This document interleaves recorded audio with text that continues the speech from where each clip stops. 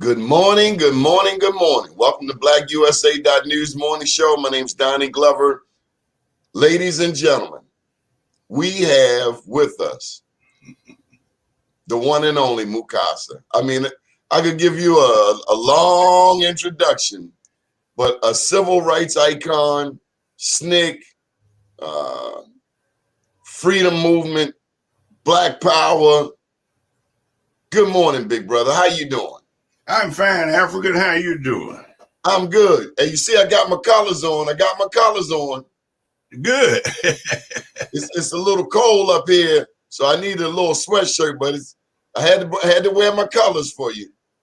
Right on, right on. Got your So diapers on? everybody in Morehouse knows you as Mukasa, Mukasa Dada. That's right. That's my African name.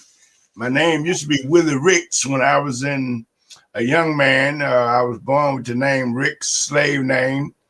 And when I got and went to Uganda, I changed my name to Mukasa Dada. What year was that you went to Uganda? Was that when Idi Amin was alive? That's who invited me to come to Uganda, Idi Amin. And I was his guest, and I was part of his army. And he's one of the finest men I ever met in my life. I remember when the movie came out, and I remember when I met the first African from the Congo, from Uganda, and I asked him, I said, why did they try to paint such an ugly picture of Idi Amin? And he explained that's because he was our hero. And he was essentially saying, you can't believe Western movies. Of course, they hated him because he did two things. When they drafted him into the army, a colonial army, and he refused, and they put him in jail. And then they told him, if you want to get out of jail, get in the army. Got in the army, became their best soldier, rose up through the ranks. And then they said, we want you to be the president. When he became the president, immediately he turned his guns on the white man, the British, put them out, 70,000 Indians, and put them out, and gave the country back to the Africans who they had stole it from. So Idi Amin gave Africa back to the Africans, and that's why they hate him. They told every lie they could tell, and that's what they do. Martin Luther King said they're going to talk about you, call you bad names, and even face physical death. And that's what they try to do to Idi Amin, but he was a fine man. Well, when I went to Tanzania, I saw Indians there. As a matter of fact, we were in Arusha, and I went to the gift shop because I wanted to bring back some African art. And darn it, if the Indians didn't own the African art store, I was so mad. Yeah, foreigners own the economy of Africa. The British, the United States, and other foreign powers own the economy of Africa. And we use most of the foreign money or no good African money. So this is what we're under, and that they continue to rob Africa for its natural resources, its wealth, and everything else. And that in order for Africa to find itself, we will have to unite Africa. You know, they broke Africa up into a whole lot of small pieces back in 1884 and 85 at the Berlin Conference. When the white man, the Europeans saw Africa, they scrambled for it and went in there and started killing people by the million. In Zimbabwe, in Zimbabwe, they killed 65 million people, and then named the country after the killer Cecil Rhodes, the Rhodes Scholar.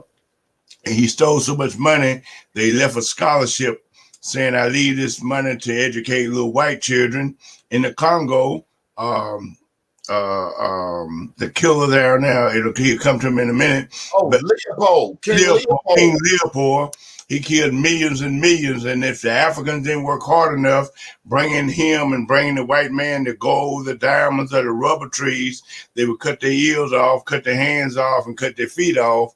And this is the torture that we face throughout the continent of Africa. But if you know Africa, Africa had the greatest civilizations in the world. And for thousands and thousands and thousands of years, we ruled the whole world. And we had the richest land in the world, full of diamonds, gold, oil, rubber, zinc, tea, copper, pearl, cobalt, manganese. And we had built great empires throughout Africa. And our empires were so great when the Europeans came there, They killed us, destroyed the empire, stole everything out of the empires, even the bricks off the wall, and went in our graves and stole the graves. King Tut, we had to demand that they bring King Tut back to Africa, and that our graves were made with diamonds and gold and so much historical that the whole world is studying the graves of Africa, the pyramids, and all our different gods and deities that we had in Africa, that they cut us off from it. One of the things that they did, they cut the Africans off from his own history by burning it down, blowing it up, destroying everything. And then when you look back, you're like a tree. You look down, you have no roots. And so when our children look back, they don't see no roots when they see Africa. They can't see Ghana, Mali, Songhai, Zimbabwe, and thousands of other empires and kingdoms that we built in Africa.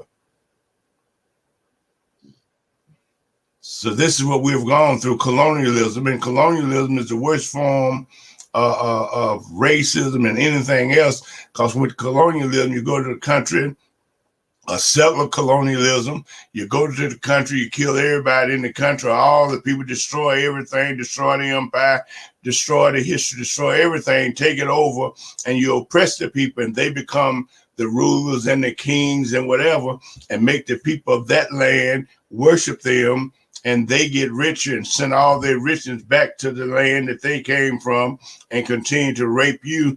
And like the Congo is the richest place in the world, full of diamonds, gold, and coltan and resources we don't know nothing about. Every fruit, every minute, so many waterways and everything. Africa is just a rich, beautiful land, but it's been raped for centuries. And so now Europe, the cave people who didn't have nothing, find themselves very rich. United States, who came here and settled colonialism on the native people, the so-called Indians, killed them. North, Central, South America, hundreds of millions of them, committed genocide on them, used germ warfare, gave them blankets and did everything else, but wiped them out completely off their earth. And now you find the few that's left here living on reservation, living in the worst condition that you could ever imagine, and nobody called their name or even give a damn about them. So this is the kind of things that we have gone through and seen the world go through. You know, as you're talking about that, this came to me, and I got a curveball for you. Yes, sir. Here in America, we have an idea of Africa, we have an idea of our history, but we have very little idea about how the very same thing happened in Australia. Yeah, because the same Europeans went to that area of the world, Australia, Brazil, and North and Central America, and then out there in Madagascar and all down through there, they got Africans all down there, and they're oppressed now. You heard of the Coconut Revolution? They're fighting Australia right now, and they got people in slavery, dropping bombs on them. They went to Bougainville in that area and found rich, and one that never coconuts. And the people eat coconut, drink coconut, coconut furniture, coconut everything. It's a coconut country. And the white man came there and saw all them beautiful trees, cut them all down. Before you know it, looked like a flat, just flat. And the people had to stop it. And in order to stop it, they had no weapons. But when they tried to stop it, Australia started flying over them with F-16 weapons and dropping bombs on them. Till the people had to make their own bombs. They made coconut bombs, coconut guns, and they defeated Australia and the Coconut Revolution. Everybody Google the Coconut Revolution, and you will see. And they're doing it all over the world. So when they spread it all over the world, some was Portuguese, some was Dutch, some was Englishmen, some was Frenchmen, all whatever. They divide the whole world up among themselves to rape.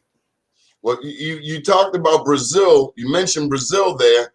I have recently learned about Zumbi del Palmeiras down there in Brazil. A lot of us here in the U.S., we don't realize it's 40 million of us here, but down in Brazil, it's 100 million black people. Of course. So they brought a few of us here to this area, but they carried most of the people to Brazil and the Caribbeans. And that, you got many great leaders down there that fought hundreds of years ago, like Nat Turner.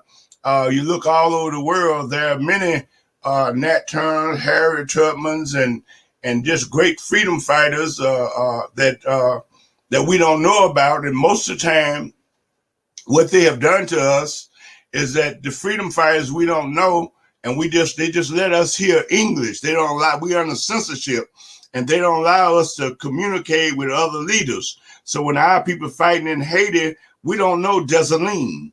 And Dessalines was a great freedom fighter in Haiti that one of the first, all the Africans in the world in slavery, the Haitian was the first people to defeat them in the Haitian Revolution. They defeated Napoleon, that so-called French general that was supposed to be so great.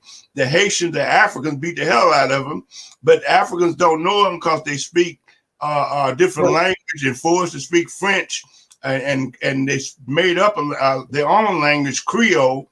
And all of them came from Africa, speaking Yoruba and Igbo and whatever language they could have been speaking when they was in Africa. So we don't know our leader Zumbi, and we don't know other people in other areas if they speak a different language. Matter of fact, if somebody gained freedom that speak English, the United States go and kill them. That's why they killed Maurice Bishop in Grenada, because Jimmy Carter and all of them say that if somebody on this continent or in the world speak English and they free, then they would talk freedom, and we would be able to hear them, and we wouldn't be under that censorship, and we would know what freedom was. But we're under censorship here in the United States, and they don't allow us to hear nobody in the world that's free. That's why Castro is on this continent, but we can't understand Spanish, so we don't know what Castro doing. So he's not much of a threat as Maurice Bishop was, because Maurice Bishop was saying the same thing, but he was speaking English, something that we could understand. And remember, English is not our language, but all of them cut our tongues out and made us talk like the white man, and that denied us the right to speak our language. You know, when Belgium recently had a bombing over there, and also with France, I don't know how much you deal with Facebook, but they have this, you can put a profile picture up, which is, prayers for France, or prayers for Belgium, or we support France, we support Belgium, not knowing what King Leopold did in the Congo, not knowing what you mentioned, Jean-Jacques Dessalines and Toussaint Louverture, what they had to go through down there in Haiti. And then for Haiti, they still making Haiti pay for that today. Of course, Haiti got free, and the United States done invaded Haiti over 20 times, and the last invasion came from Obama. When they had the earthquake, Cuba sent doctors and medicine and other technical support for Haiti, and the United States sent troops, and they took over the airport and took over the country. And then when the earthquake, the people sent money and whatever, and the earthquake, the United States had control of it militarily, and they installed, after they went there, they took the real leader out the country. And one night, Colin Powell and them showed up with guns, the army, landed at the airport, went in there with guns, took over the presidential palace, took the president out, put him and his wife on an airplane, arrested them, and didn't tell them where they were going, put them on an airplane and flew them to the Central Republic of Africa, land there in the middle of the night, and put them out the plane at the airport and didn't tell them where they were. And it was dark out there. And they told me he couldn't come back to the country. And when they took over the country after the earthquake, they took over the country. When they took over the country, they Hillary Clinton, Obama gave the country to Hillary Clinton and George Bush.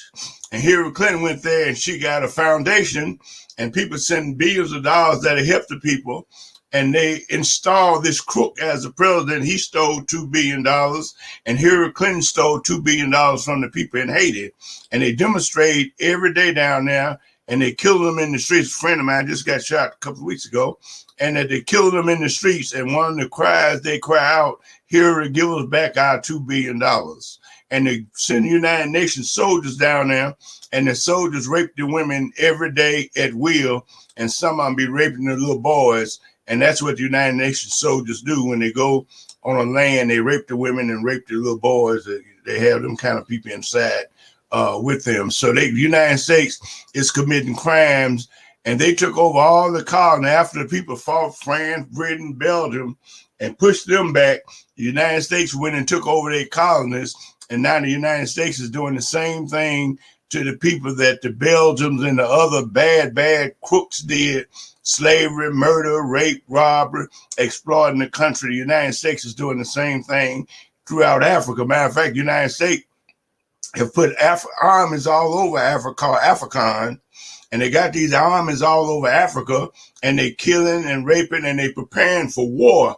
And they got these neo-colonialist soldiers, neo-colonialists. That's when they use people that look like you to hold guns on you, and they be the phony president, and they hold guns on you for the foreign powers, for imperialism, for their white dominated masters.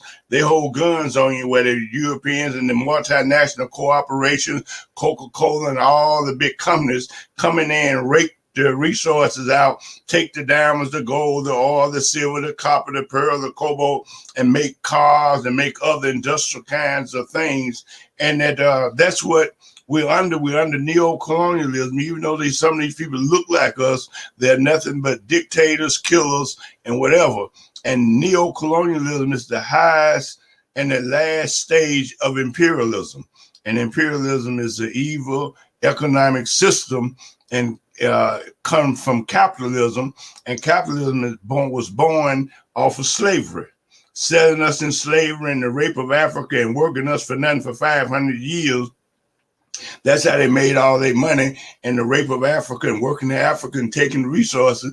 That's how the imperialists and the capitalists made all that money. That's why they're rich, because they have raped, robbed the world. So they have to be stopped, and they can only be stopped through revolution. What's happening in Georgia?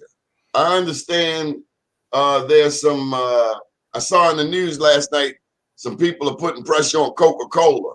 I know down in Georgia, they want to change the voting rights. They want to lock you up for giving a voter a glass of water. What's that all about? Well, when I was out there in SNCC and Dr. King and those, matter of fact, once Dr. King and me, Stoker Carmichael, Dr. King, and a few hundred other people, we walked from Memphis, Tennessee to Jackson, Mississippi, talking about right to votes and black rights for black people, and for them to stop using fear against our people. Now, I said that to say that when we formed SNCC, we decided that what we would do is try to register black people to vote. After everything was segregated, we had to go in back doors. And so we would go and have sit-ins and the sit-in movement.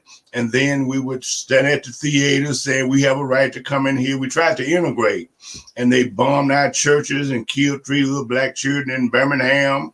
They beat us, they jailed us, and whatever. They made many threats against my mother and tried to kill my sister, ran over in a car, and all these kinds of things. But let's go even deeper.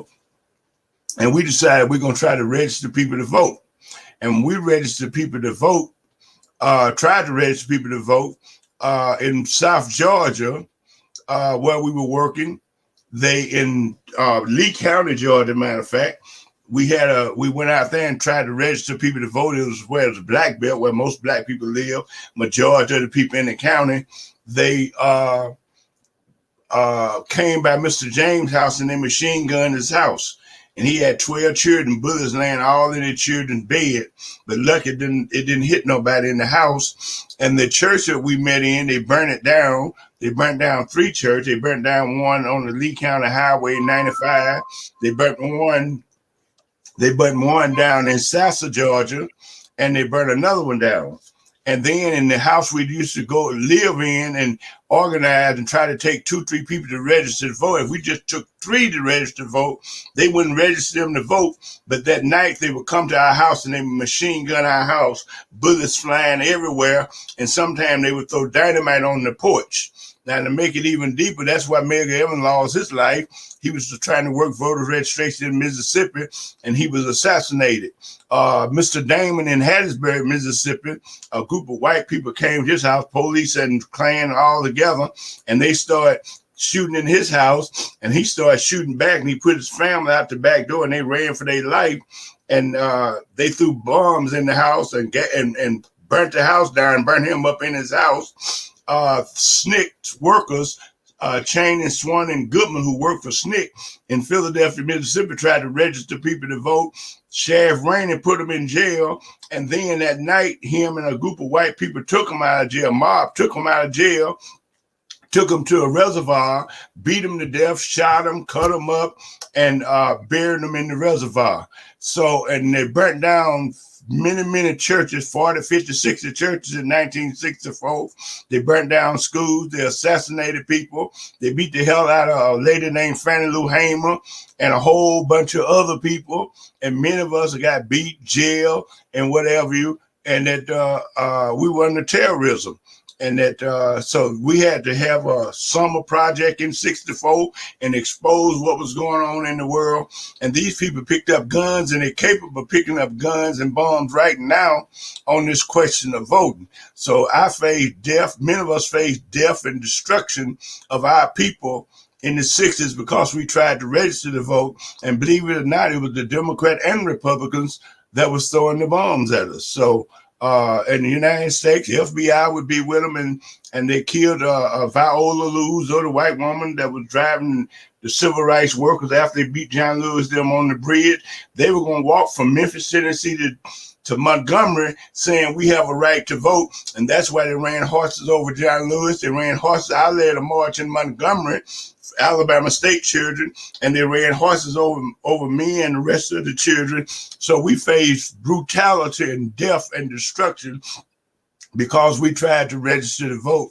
And these people are armed and ready and prepared to do it again. And we don't put nothing past them, because if you go back to Reconstruction, you had more black people in office than you got today. And they used terrorism. In Louisiana, they went in the state house with guns, just like they went up in D.C. They went in there with guns, made all the black people come out, even the workers, and shot them. So these people are very dangerous. And if they commit genocide and killing the people in Haiti, if they dropping bombs on the people in Yemen, total destruction of the country, Yemen, if they drop bombs in Libya and murder Gaddafi, a very legitimate government. They talking about the white folks going to the capital. Well, they blew up the capital in Libya, blew up the whole country, and took the country, and then killed the president, killed his children, killed his family, his grandchildren, and then killed thousands of others and dropped so many bombs that one of the richest nations in the world, the people became the poorest, and they running to the river, ocean, jumping into the ocean with nothing and dying with their children in their hand, and American bombs falling right behind them.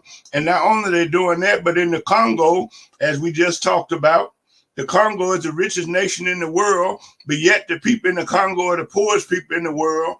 And then the last 5 years with American guns, America is the #1 gun runner in the world. And they have made so many different groups and armies that they have armed, that they have killed in the last 5 years. They have killed over 7 million people in the Congo, and they use rape as a weapon. And the people are hungry. Most of the people never seen a clean drop of water, don't know what a bathroom is, don't know what electricity is. But yet the United States and all these companies get diamonds, gold, oil, coltan. Coltan is what they make, use all electronics for cars, airplanes, telephones, cell phones, and any electronic thing that you touch. Coltan is what keeps it from electrocuting. That mineral is 90% of it is found in the Congo. So if they killing our people in the Congo, if they blow up the government of in Burkina Faso and kill Thomas Sankara, the president, and put the people in slavery, and if they disrespect the government of Zimbabwe because they got free and they got an embargo on the country, and the embargo killed thousands of people, it starved them to death. They boycott, can't nobody trade with them, and it starved thousands and thousands, make everybody in the country suffer. They're doing the same thing in Venezuela and Nicaragua. They tried to do the same thing in Cuba, but Cuba has lasted. They have cost Cuba hundreds of billions of dollars, but Cuba Cuba has lasted, and Cuba turned everything. My son went there and went to medical school free. They bring people from all over the world, make doctors out of their children, and send them back where the United States built the prison industrial complex and put young men in prison. Cuba make young men doctors and send them back to the countries, and they be doctors and serve and doing that. And Cuba give everybody free gas, free light, free water. Everybody get free education, daycare, nursery, free medical care, and all education is free. So those are the countries the United States blow up. If you try to help your children, if you try to give them nourishing food and clothes and shelter, the United States assassinate you, kill you, blow you up, and call you a terrorist and all these kinds of things, and use that as an excuse to murder you and make war against your country. So everybody that try to do decent, United States try to kill them, and they go out into a country or nation, and the bombs and the murders and the killers and the drug runners, United States give them guns, bombs, and even modern planes like the crooks and gangsters in Saudi Arabia.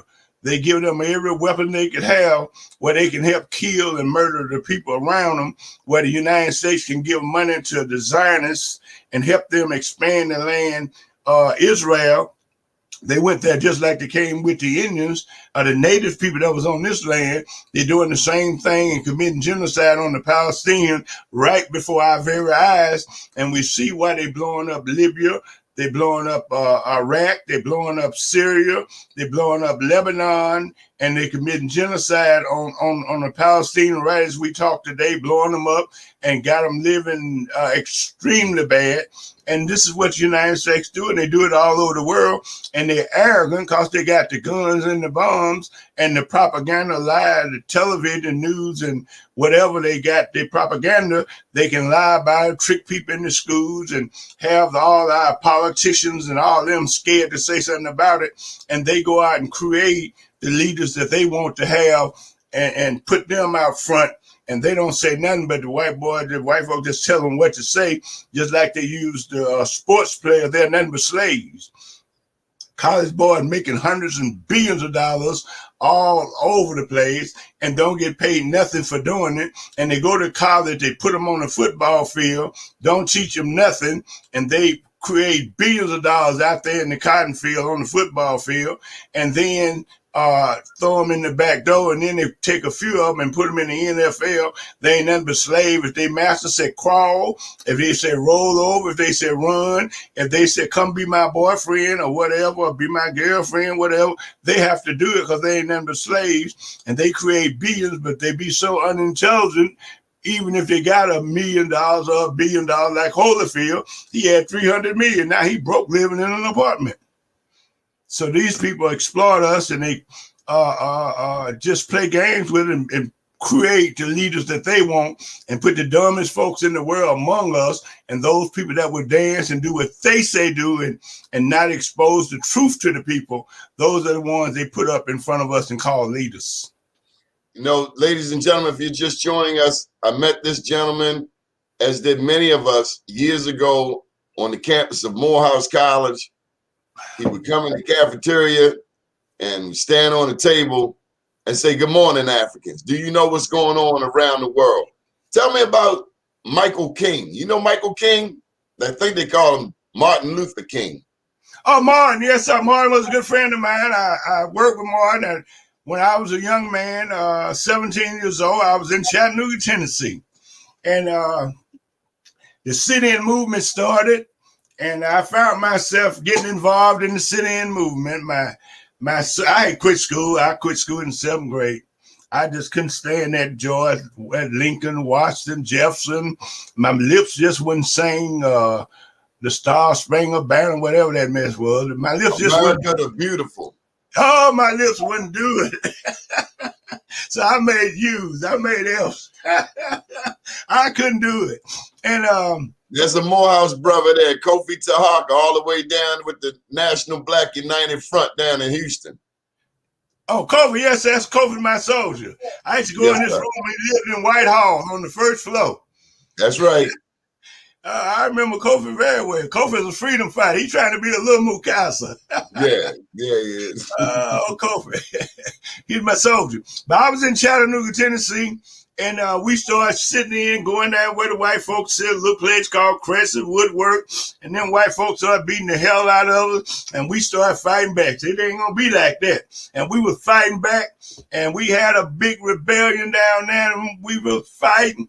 And they bagged us out that place, boy. And we was out there throwing bricks and balls. They balled in the fireway. And we threw bricks and balls at them. I thought she was supposed to be nonviolent. I didn't know about no nonviolent then.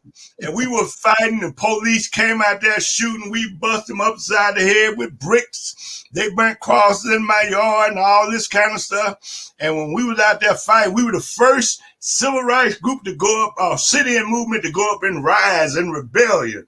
And the NAACP and Dr. King and them, they rushed to Chattanooga to cool us out.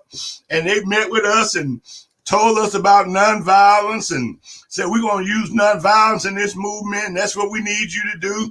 And they had us in the church and they gave us a demonstration on nonviolence and had a guy to stand up and he say, you know, they're going to slap you and they're going to spit on you and they're going to kick you. And he had people to stand up and he would slap them and say, you know, hit back now and whatever. And I said, let me slap you. I got up, boy, and man, they said, don't go, he trying them back. He said, come on, slap me. Boy, I slapped that man, his head looked like it spin around. And from that day on, I went throughout the South in Birmingham, Albany, Georgia, and other places being nonviolent. And I used nonviolent. I was one of the most nonviolent persons in the movement. Now, we faced dogs, we faced bombs, we faced guns, we faced mad white people. But now, our different and our work different from Martin King. We had a different, we had a different view of nonviolence. Martin King's nonviolent, they believed that nonviolence was a way of life. And SNCC believed that nonviolence was a tactic. You be nonviolent when the camera's on you, but when the camera's not on you and somebody hits you, beat the hell out of them. And that was SNCC's position. And Martin King, you know, was saying be nonviolent and it's a way of life. And Moses or whoever was nonviolent and all that. We didn't go for that. And when all the sit-in movements was started, a lady named Ella Baker. And Miss Baker worked for the NAACP, and she should travel around investigating hangings and lynchings and whatever. But she's a very strong woman. And Martin King was in Montgomery. And when Martin King was in Montgomery, after Rose Parks sit down on the bus, and after Martin King went to Ghana to Kwame Nkrumah's inauguration, after he was the first to win their freedom, and in Africa, first country to get independence from the white man, and black people took over, Africans took over, was Kwame Nkrumah, and Martin Luther King was there. They wouldn't give Du Bois a passport to go, so he couldn't go, but he later went there, and that's where he lived and went and said he didn't want to have nothing to do with the United States. But Ella Baker told Martin King that you need an organization. In Montgomery, Martin King had three people, Ralph Abernathy, Wyatt T. Walker, and Martin King. They called themselves an organization. Each one of them said they was a third. But Ella Baker told them you need a staff. And she came to Atlanta with them and went in their office and put their office together and built it for them. And then she had that respect. And she said she worked with them and all of them were chauvinists, very chauvinists. And she didn't have respect for them like that. And then when the sit-in movement started, Ella Baker, all the schools around the South was going to the white folk place, sitting in, march and demonstrate. Ella Baker said, y'all need to get organized. So she went to Martin and said, Martin, let's bring these students together. And when she went to bring the students together, she brought them together at Shaw University. And when she brought them together at Shaw University, she said, y'all need to be organized and have an organization. Martin wanted us to be his youth group, but she said, no, you don't want to be under these preachers. You want your own staff. So we formed SNCC, the Student Nonviolent Coordinating Committee. And when we formed the Student Nonviolent Coordinating Committee, there was a difference in style of leadership. Martin King, wherever they go, Martin was the leader and the preachers was the leader. SNCC said, we not leaders, but we organizers. So every town that we would go in, we went to Albany, Georgia. we pulled the leadership to some people together and said we want to create a movement. We started the Albany movement, made an executive board, and made them the leaders. We created the leaders, and then we gave them the leadership, and then we went out and got young people to the high schools and colleges, and we formed a youth group. And the youth group would be the shock groups, and the older people would be the leaders and determine. We talk about what we're going to do, and then we would carry it out for them and show them how to do it. And every time we go in, we create local leadership. When we went to Mississippi, we formed a statewide organization and put Fannie Lou Hamer, who was a sharecropper, put her and the other people over it, and they became the Mississippi Freedom Democratic Party. We went to Lowndes County, Alabama. We formed the Lowndes County Freedom Movement and used a symbol as a Black Panther, and that's where the Black Panther Party started. Oh, you got to slow down. Tell me about the Black Panther Party. You started? Well, the Black Panther Party started in Lowndes County, Alabama. When we went to Lowndes, right after John Lewis and Hosea Williams got beat on the bridge, they were going to walk 50 miles from Selma to Montgomery, and they were beat, but they had to walk through Lowndes County. And Lowndes County was a county that was 89% Black people, Africans, and one registered voter. And the people were basically slaves, being beat, jailed, made no money, $3 a day and whatever, and lived sharecrop and did everything. We went into that, and when they got to Montgomery, that night when they were bringing them back to the areas they live in, giving them a ride, people came from all over the country to hear Dr. King's speech in Montgomery, and a white lady came and she put them in their car and giving people rides, and she was riding Jimmy Jones and those down through Lowndes County, and a car pulled up to him, machine gun in the car, and killed the lady, killed Viola Luzo, and her husband was a teamster. And anyway, they killed her, and they had trial, but they didn't do nothing to him. But to make a long story short, her husband was a teamster, and when they freed the people, didn't do nothing to him. The killer who was driving the car, he was driving his car one day, and a big old truck got him on the road and ran right over his car. I said her husband was a teamster. So they got him. And then they shot Jonathan Daniels. They put us in jail one day. We got out of jail. We're walking down the street in Hayneville. A white man named Coleman came out of his store with a gun, a shotgun, and dropped it down. When he dropped it down in front of us, the white priest pushed us out the way. And when he did like that, they pulled the trigger and blew his guts out. And then a few days earlier in Selma, Dr. King was down there. Some white people came down there to support our movement, and they walked down the street. Some white people walked up to them with pipes and beat two of them to death, and those kind of things. So those are the kind of things that we were facing.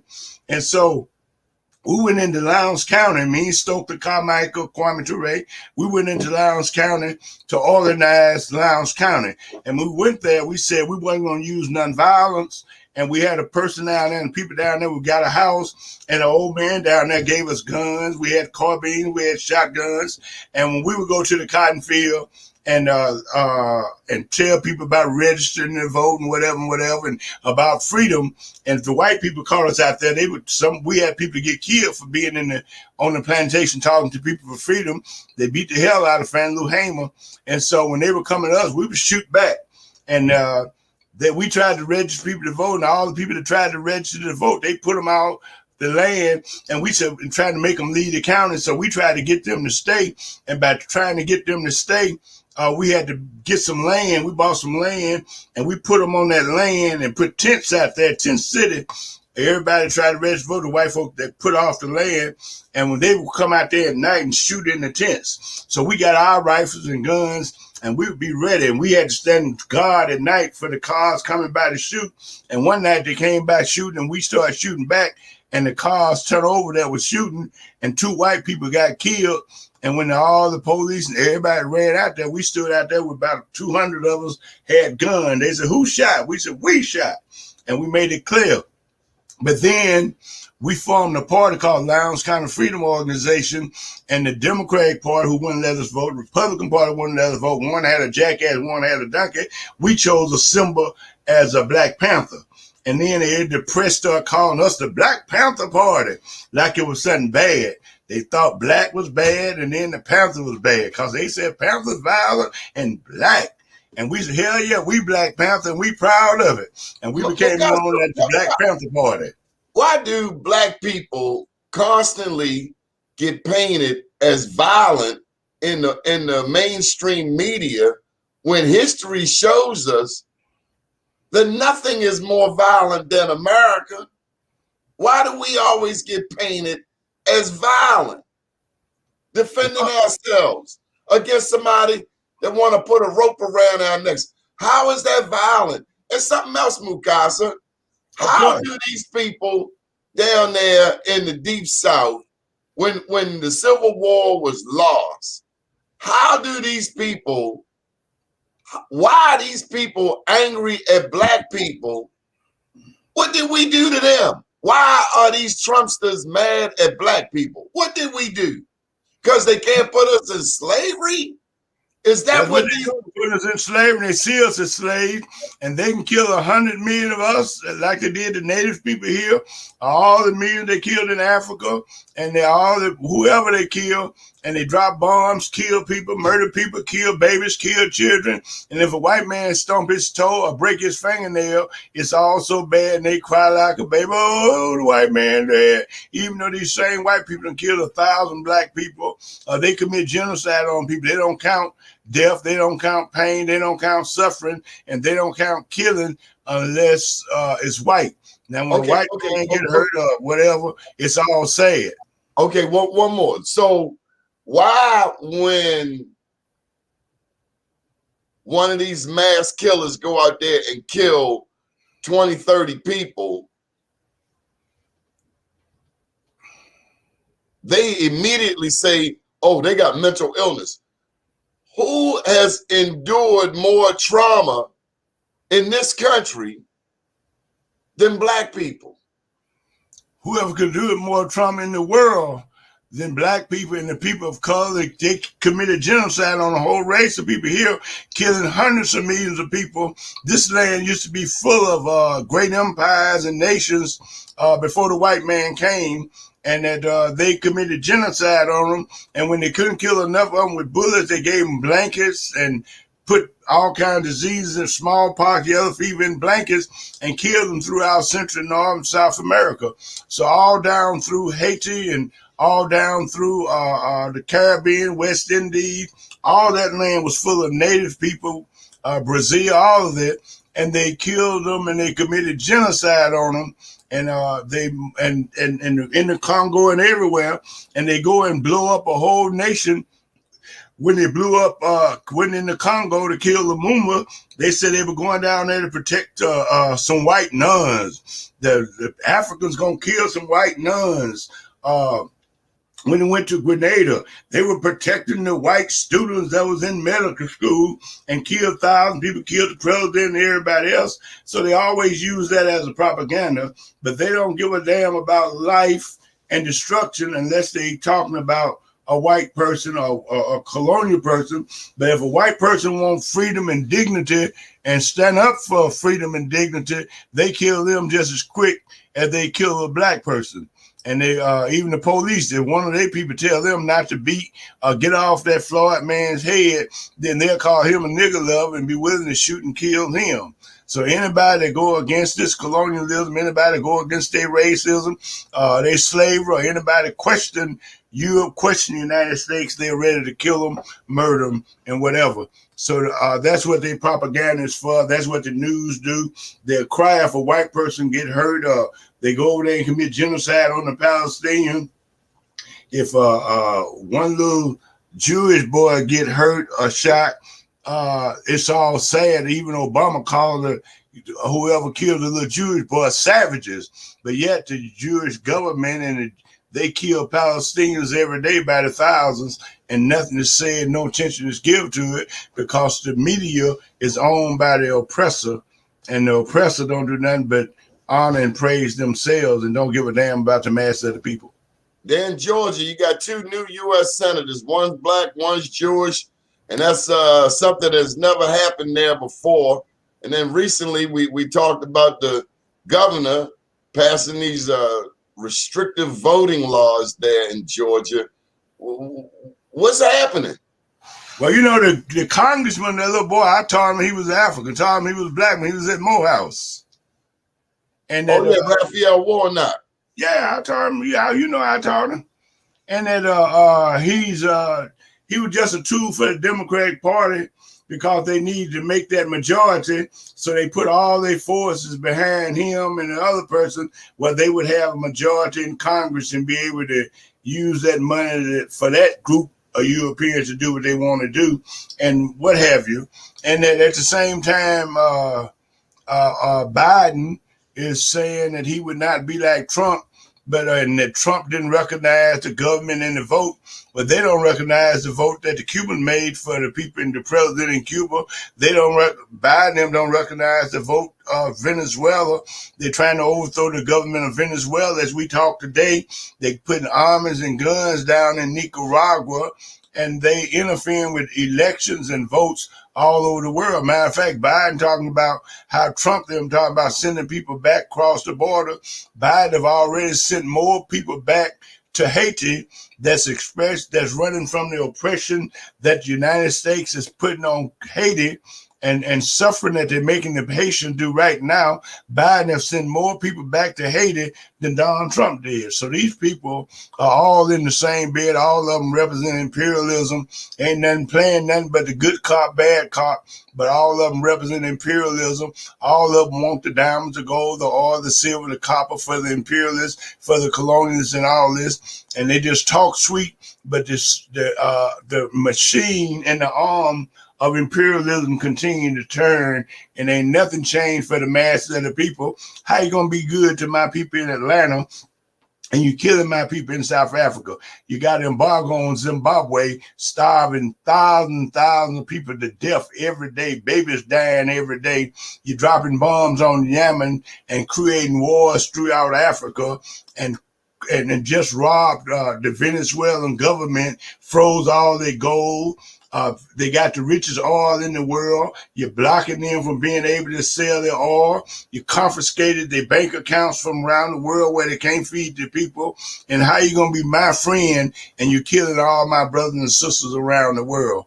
And they killing the people in how you say, Brazil, right as we talk. And so these people ain't changed. Colonialism ain't changed. Imperialism ain't changed. We still suffering, and we still have nothing.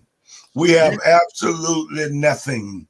You've been fighting all my life. What do you want?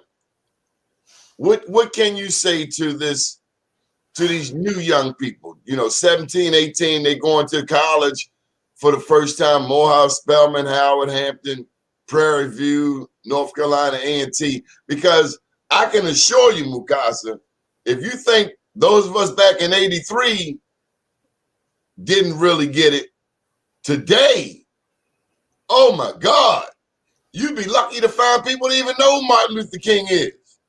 You can't mention no Patrice Lumumba, Kwame Nkrumah, Idi Amin. There's no cultural understanding of history of the past 50 years, let alone the past 500 years, going back to Nanny in Jamaica and Toussaint and Jean-Jacques down in Haiti and Bayano down in Panama. What about the young people today? Well, they can't know about it if don't nobody tell them. That's why I was in SNCC, I was what was called the campus traveler. I went from college to college, university to university, started walking in cafeterias all over the country, standing in the cafeteria, telling them about the people that you just named, telling them about the crimes of the United States, telling them about Pan-Africanism, telling them about socialism, telling them about Cuba.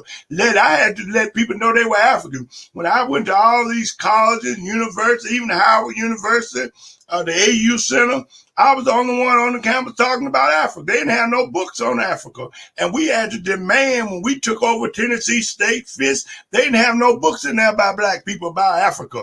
We went in there and took them schools over, demonstrated, demanded, and Fisk University in Tennessee State was the first one to go up and rise for black power.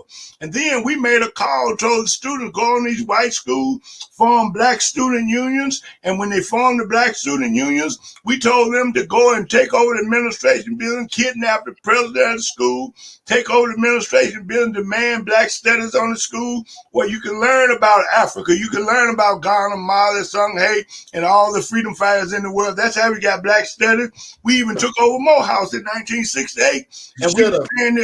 You should have, because when I went down there and paid all that money, got all them bills, and I had to take a science class over clock, and the white professor told me the Greeks founded science and math, I was so mad. Of course, I got stuck up and robbed. I'm going to pay you top dollar to tell me a lie. I was mad. They were telling all them children the same lie. And they didn't know nothing about Africa. And when I went on the AU Center, I had to fight the kids at Spelman, at Clark. And I went to all the schools saying we were African, and I was the only one teaching. And I was teaching it. I was standing on y'all's table, going knocking on your doors, saying we were African, going into the classroom before the teacher got there and said we were African, teaching you about Africa, telling y'all about Martin Luther King, telling y'all about SNCC, telling y'all about the Black Panther Party, and telling y'all about Revolution, Lumumba in the Congo and South Africa, Mandela and all that, showing y'all films and all that. And I was teaching y'all more than what the school was teaching you. Yes, you were.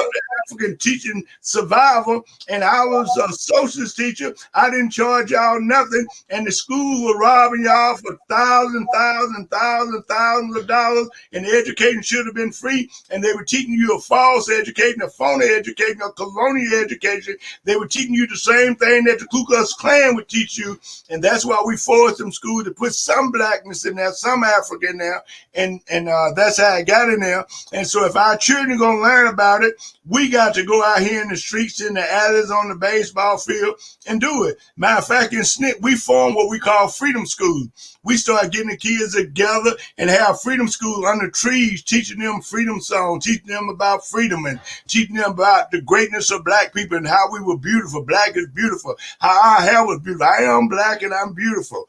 And teaching them those kinds of songs. Can you sing a freedom song? I got one for you. It's very deep now. Come on with it.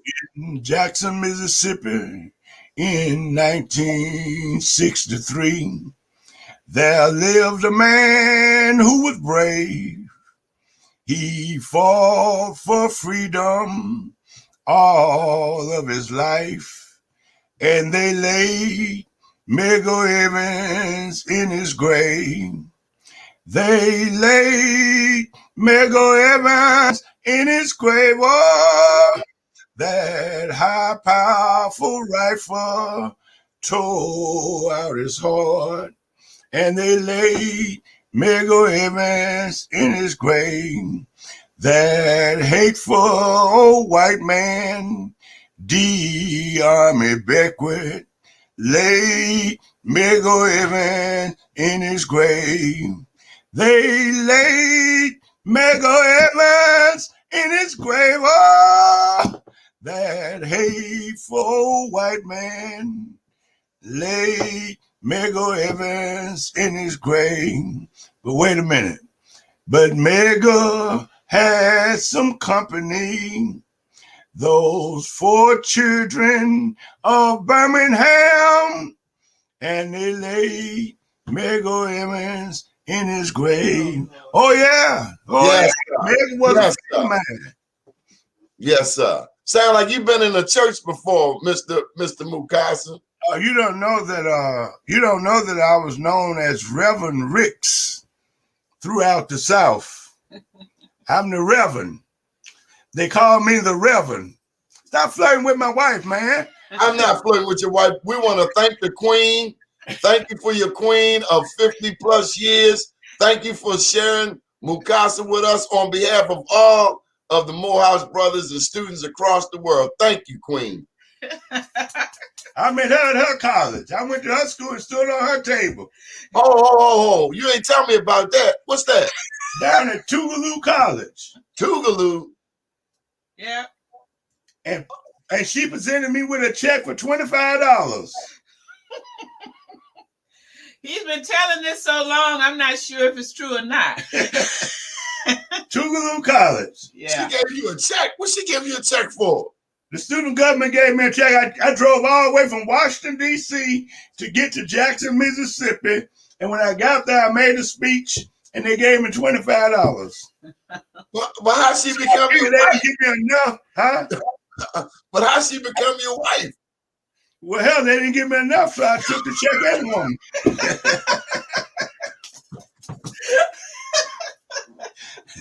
Yeah, so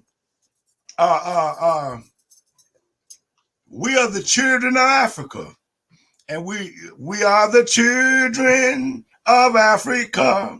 We work and fight for our Africa. We are the children. We are the children. We are the children of Africa. Oh, yeah. You have blessed us so much. Anything, what can we do for you? You got a national audience, people from all over watching you. What can we do to help you, support you? Well, be a great freedom fighter, serve your people. I want you to be love the children, help the children, tell the children the truth, get the children their history, and you learn your history. That'll help me. You can't give it to your children unless you learn it. And teach the children and guide them.